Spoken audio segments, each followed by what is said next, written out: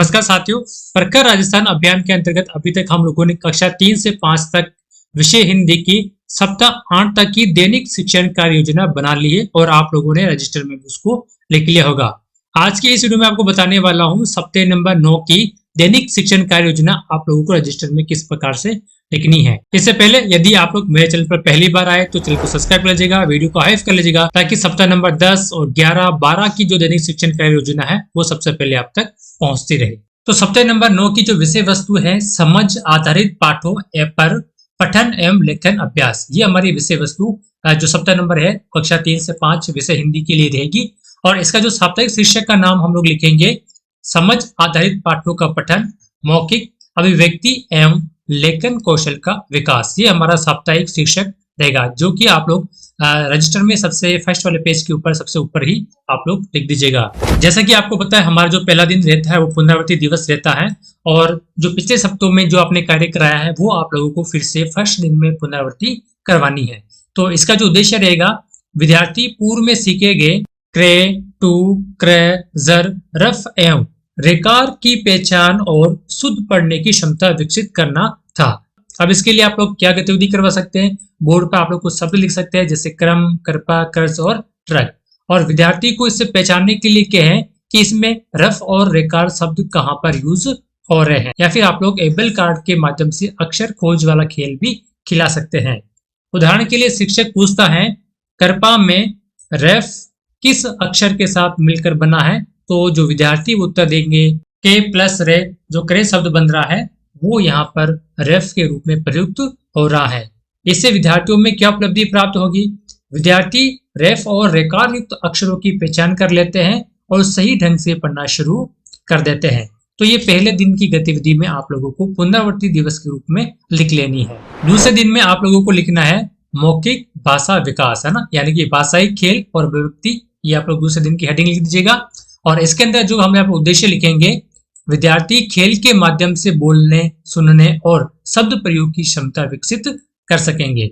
इसके लिए आप लोग क्या गतिविधि कर सकते हैं, मौखिक भाषा खेल कराना ना। कौन कौन से हो सकते हैं मौखिक भाषा खेल, जैसे दिमाग घुमाओ फिर दोहराओ, या फिर बोतल घुमाओ और दिनचर्या बताओ। इसी तरह आगे लिखेंगे खेल के नियम पहले समझाना होगा आप लोगों को। फिर इस खेल के अंतर्गत जो कठिन शब्द आए हैं उस पर आप लोगों को चर्चा करनी होगी, जैसे अर्थ प्लस वाक्य निर्माण, यानी कि अर्थ एक कठिन शब्द है, आप लोगों को विद्यार्थी से करवाना है। इसी से उदाहरण के लिए दिनचर्या शब्द से वाक्य, है ना, दिनचर्या शब्द से वाक्य विद्यार्थियों से पूछ सकते हैं। तो मेरी दिनचर्या सुबह जल्दी उठने से शुरू होती है। इसी तरह से आप लोग कोई सभी शब्द काम में ले सकते हैं। इससे विद्यार्थी क्या सीखेंगे, विद्यार्थी सहज रूप से बोलना सीखते हैं और नए शब्दों का वाक्यों में प्रयोग करने लगते हैं। तो इस प्रकार से आप लोगों को दूसरे दिन की गतिविधि लिख लेनी है। तीसरे दिन की जो गतिविधि हमारी रहेगी पठन दिवस, है ना, और इसके लिए जोड़ों में पठन और स्वतंत्र पठन, यानी विद्यार्थियों को जोड़ों के अंदर पढ़ाना है और खुद अकेले भी पढ़ाना सिखाना है। तो इसके लिए हम लोग यहाँ पर उद्देश्य में लिखेंगे विद्यार्थी सरल कहानियों और पाठों का पठन कर सकेंगे और उसका अर्थ निकाल सकेंगे।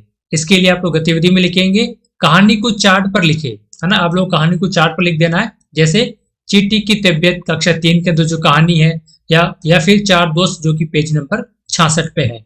इसी तरह से आगे लिखेंगे विद्यार्थियों को जोड़ों में पठन करवाना, कठिन शब्दों की पहचान, अर्थ और वाक्य बनवाना। जैसे उदाहरण के लिए बीमारी कोई शब्द है तो इसका अर्थ क्या है, स्वस्थ नहीं होना। इसके लिए विद्यार्थी वाक्य क्या बना सकते हैं, चींटी को बीमारी हो गई थी। तो इस प्रकार से आप लोग कोई सा भी शब्द लेकर विद्यार्थियों से शब्द या फिर वाक्य बनवाने के लिए आप लोग उसको प्रेरित कर सकते हैं। इससे विद्यार्थियों के अंदर पाठ को समझते हुए पठन कर पाते हैं और कठिन शब्दों के अर्थ भी जान पाएंगे। तो इस प्रकार से इस दिन की गतिविधि आप लोगों को लिख लेनी है। चौथे दिन के अंतर्गत हम लोग विद्यार्थियों को धारा प्रवाह पठन और गहरी समझ, इसके उद्देश्य में आप लोग क्या लिखेंगे, विद्यार्थी हाव भाव, उतार चढ़ाव, ले, अर्थ सहित पढ़ने तथा कहानी की गहरी समझ विकसित कर सकेंगे। इसके लिए आप लोग क्या करेंगे, एक वाक्य को विभिन्न भावों में पढ़ना, है ना, आप लोग कोई सब एक वाक्य लेंगे, इसको अलग अलग भावों में आप लोगों को पढ़ना है, जैसे गुस्से में, निवेदन में, आदेश में और प्रश्न में। उसके बाद में चींटी की तबीयत कहानी का छात्रों द्वारा अभिनियुक्त पठन करवाना है और क्यों, कैसे, अगर आधारित प्रश्नों पर आप लोगों को चर्चा करवानी है। उदाहरण के लिए अगर चींटी को मदद नहीं मिलती तो क्या होता है ना। इससे विद्यार्थी अपने अपने विचार बताते हैं। तो इससे विद्यार्थियों में क्या विकसित होगा, विद्यार्थी कहानी को केवल पढ़ते ही नहीं है बल्कि समझते हैं, महसूस करते हैं और विश्लेषण करने लगते हैं। तो इस प्रकार से आप लोग चौथे दिन की गतिविधि को लिख लीजिएगा। पांचवें दिन की गतिविधि है कहानी पठन आधारित विस्तृत कार्य करवाना ना, नया अंत, शीर्षक या फिर पात्र बदलना। इसके उद्देश्य आप लोग क्या लिखेंगे, विद्यार्थी कहानी पर रचनात्मक कार्य कर सकेंगे और कल्पनाशीलता विकसित करेंगे। गतिविधि में आपको लिखना है कहानी पढ़वाकर निम्न कार्य आप लोगों को करवाना है, यानी कि विद्यार्थी से कहानी पढ़वानी है और विद्यार्थियों को कहना है इस कहानी का शीर्षक बदलो, कहानी का नाटक रूपांतरण करिए, किसी भी पात्र के दृष्टिकोण से कहानी को सुनाना। जैसे आप लोग कह सकते हैं कि इस कहानी को नया शीर्षक दीजिए, तो विद्यार्थी बोल सकता है बीमार चींटी की मदद। इसी तरह से पात्र के रूप में चींटी बनकर मैं बहुत कमजोर महसूस कर रही थी। तो इस प्रकार से विद्यार्थियों को आप लोगों को गतिविधि करवानी और रजिस्टर में भी लिखना है।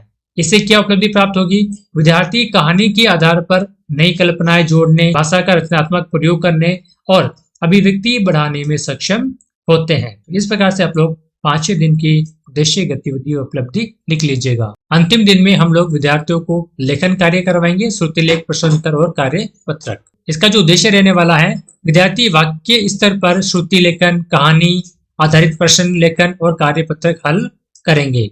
आप लोग गतिविधि में क्या लिखेंगे, वाक्य श्रुति लेख करवाना, उदाहरण के लिए बीमार चींटी को उसके दोस्तों ने मदद की।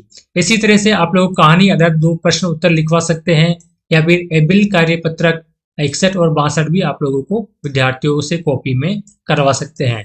इससे विद्यार्थियों में क्या उपलब्धि प्राप्त होगी, विद्यार्थी शुद्ध लेखन, प्रश्न उत्तर लेखन और कार्य पत्रकों को सही ढंग से हल करने में सक्षम होते हैं। यदि वीडियो अच्छी लगी तो लाइक कीजिएगा, अपने हिंदी विषय के शिक्षक साथी के साथ जरूर शेयर कीजिएगा ताकि वो भी रजिस्टर में लिख सके। और यदि आप लोग चैनल पर पहली बार आए तो चैनल को सब्सक्राइब कर लीजिएगा ताकि आगे की जो 3 हफ्ते बचे हैं 10, 11 और 12 इसकी भी वीडियो सबसे पहले आप तक पहुंच सके।